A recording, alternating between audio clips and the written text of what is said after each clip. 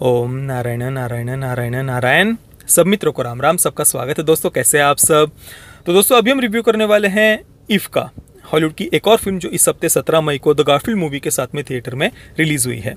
If के writer और director है जॉन क्रासिंस्की, जो इससे पहले अ क्वाइट प्लेस के दोनों पार्ट्स को, पहले और सेकंड दोनों पार्ट्स को डायरेक्ट कर चुके हैं। सेकंड पार्ट के वे राइटर भी थे डायरेक्टर के साथ में, और इफ में उन्होंने एक छोटा सा रोल भी प्ले किया है।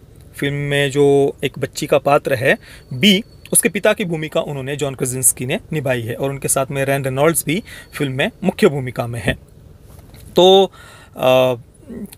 शुरुआत में थोड़ा सा संक्षेप में कहानी के बारे में मैं आपको बता देता हूँ। फिल्म कुल मिलाकर मात्र 1 घंटे और 44 मिनट की है। तो बी जो बच्ची है फिल्म में मुख्य पात्र, उसका नाम बी है। वो अपने दादी के घर में न्यूयॉर्क में आती है फिल्म की शुरुआत में।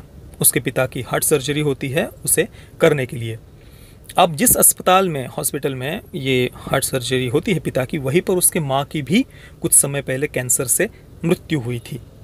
अब बचपन में ही इतने आघात लगने के कारण बी ने अपना बचपना खो दिया है। वो जिम्मेदार बनने के लिए अपने आप को बच्चा मानती ही नहीं है। कोई भी उसको बच्चा कहता है, चाहे वो दादी कहे या पिता कहे, तो वो गुस्सा हो जाती, तुरंत कहती कि मैं क्या बच्ची थोड़ी ना हूँ, मैं तो बड़ी हो गई हूँ। और उसके पिता बार बार उसको खुश करने का, उसके साथ हंसने का, खेलने का प्रयास करते हैं, उसे हंसाने का प्रयास करते हैं, पर बी अंदर से टूट चुकी है बचपन में ही इतने आघात लगने के कारण। और वो पिता को भी मना करती है कि मत किया करो ऐसा, ये मजाक मस्ती मेरे साथ मत किया करो, मैं कोई बच्ची थोड़ी ना हूँ। इस प्रकार से बी ने अपना बचपना खो दिया है। अब ऐसे में उसके पिता तो अस्पताल में होते हैं, घर पर वो दादी के साथ में होती है। तो ऐसे में अचानक से एक दिन उसको एक बड़ा ही विचित्र सा क्रीचर ऐसा दिखता है।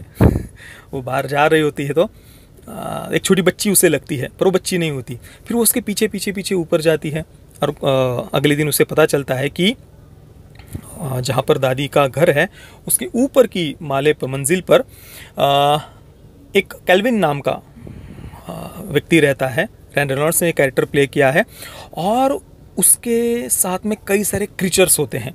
एक ब्लू नाम का क्रीचर होता है, एक ब्लॉसम नाम की एक छोटी सी बटरफ्लाई जैसी एक बच्ची हम कह सकते हैं, और ब्लू एक बहुत बड़ा नीला ऐसा टेडी बेयर जैसा होता है। तो उसने ब्लॉसम को ही पहले देखा था, जो तितली जैसी होती छोटी सी। तो वो ऊपर जब ये जो बी है बच्ची, वो ऊपर कैल्विन के पास में जाती है, और उसको पता चलता है कि भाई ये क्रीचर्स कैल्विन और उससे ही केवल दिख रहे हैं। और ये वो क्रीचर्स है जो छोटे छोटे बच्चों के जो इमेजिनेशंस होते हैं ना, कि बचपन में हम कुछ ऐसे अलग अलग विचित्र प्राणियों की या किसी की हम ऐसे कल्पना करते हैं, और मन हम बच्चे या खेलते हैं किसी एक इमेजिनरी फ्रेंड के साथ में।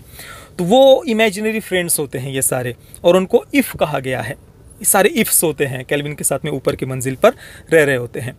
अब कैल्विन इन सब के बारे में उसको बताता है, और फिर जो बी है वो ये तय करती है कि जिन बच्चों ने इनको भुला दिया है, मतलब बचपन में तो ये इमेजिनरी फ्रेंड्स अपने अपने बच्चों के साथ में रहते हैं, परंतु बच्चे जब बाद में बड़े हो जाते हैं और उन्हें भूल जाते हैं, तो उसके बाद में फिर वो उनसे दूर हो जाते हैं। फिर वो बड़े होने के बाद में उन्हें ये इमेजिनरी फ्रेंड्स, ये इफ्स उन्हें दिखते नहीं हैं। तो बी तय करती है कि उन बच्चों से ये उन्हें फिर से मिलाएगी। भले ही वो अभी बड़े हो गए हैं, परंतु फिर से ये उन सब से उनको मिलाएगी। अब क्या वो उन्हें मिला पाती है या नहीं मिला पाती, या उसके पिता के ऑपरेशन का क्या होता है, क्या बी के मन में जो उसने बचपना खो दिया था उसके साथ आगे क्या होगा जा करके, ये कुल मिलाकर इसकी बेसिक कहानी है। अब देखिए, कंसेप्ट भले ही फिल्म का अच्छा हो, यही सेम थोड़ा सा सिमिलर टाइप कंसेप्ट हमने टॉय स्टोरी में भी देखा था। टॉय स्टोरी के चारों ही पार्ट्स का हमने रिव्यू किया हुआ है, उसकी फ़िलोसॉफी को भी मैंने एक्सप्लेन किया है। अगर आपने टॉय स्टोरी के फ़िलोसॉफी एक्सप्लेनेशन वाला मेरा वीडियो आपने नहीं देखा है तो प्लीज़ आप उसे अवश्य देखना। पहले चारों पार्ट्स टॉय स्टोरी के बहुत बहुत ज़्यादा बढ़िया है। 5वां पार्ट जो लाइटईयर आया था, वहाँ पर उन्होंने कचरा कर दिया है ज़बरदस्ती का, वोकिज़म, सेक्सुअल लिबरेशन वगैरह का एजेंडा डाल करके। वेस्ट में उसकी बहुत आलोचना भी हुई कि छोटे बच्चों की फिल्म में ये LGBTQ एजेंडा वगैरह क्यों डाला। बॉक्स ऑफिस पर भी बुरी तरीके से वो फ्लॉप हुई थी। पहली चारों फिल्में टॉय स्टोरी की सक्सेसफुल भी रही है बॉक्स ऑफिस पर, लोगों ने सबने उसको पसंद भी किया, और सच में बहुत बढ़िया वो फिल्म है। तो वही एक सिमिलर टाइप थोड़ा सा कंसेप्ट हम कह सकते हैं कि बच्चों की इमेजिनरी फ्रेंड्स वगैरह। तो कंसेप्ट यहाँ पर अच्छा था। जॉन क्रासिंस्की ने ही इसकी कहानी भी लिखी है, डायरेक्टर भी है, परंतु वो इंटरेस्टिंग कैरेक्टर्स नहीं क्रिएट कर पाए हैं। फिल्म काफ़ी फ़नी बनने का प्रयास करती है।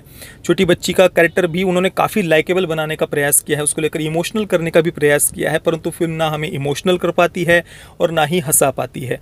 कहीं पर भी कहानी में हमारा वो इंटरेस्ट बनता ही नहीं है।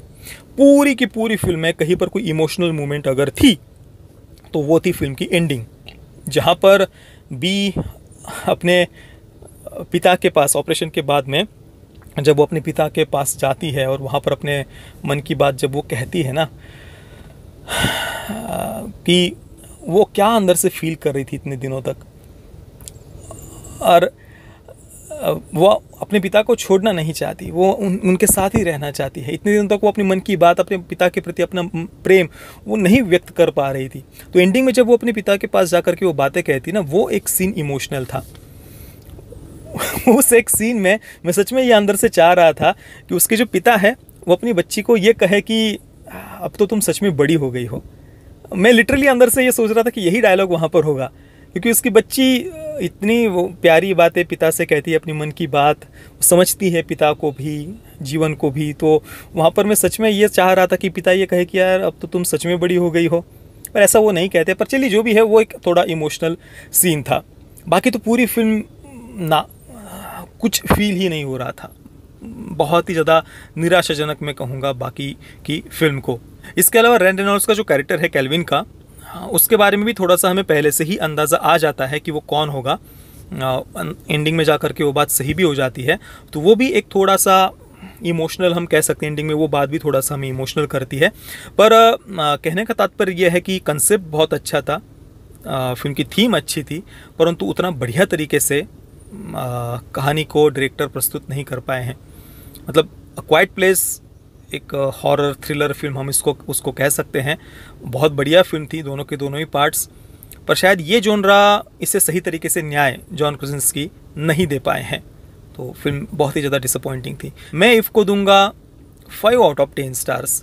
पेंडल गाइडेंस की बात करें तो यू सर्टिफिकेट के साथ इसे रिलीज़ किया गया है, तो फिल्म में कुछ भी ऐसा मतलब सेक्स, न्यूडिटी, वायलेंस वगैरह ऐसा कुछ भी नहीं था। बाकी जिन मित्रों ने इस फिल्म को देखा है या बाद में भी जब आप इस फिल्म को देखेंगे तो आपका अनुभव कैसा रहा, मुझे आप नीचे कमेंट में अवश्य बताना। वीडियो देखने के लिए आप सभी मित्रों का बहुत बहुत धन्यवाद। जय श्री राम, वंदे मातरम।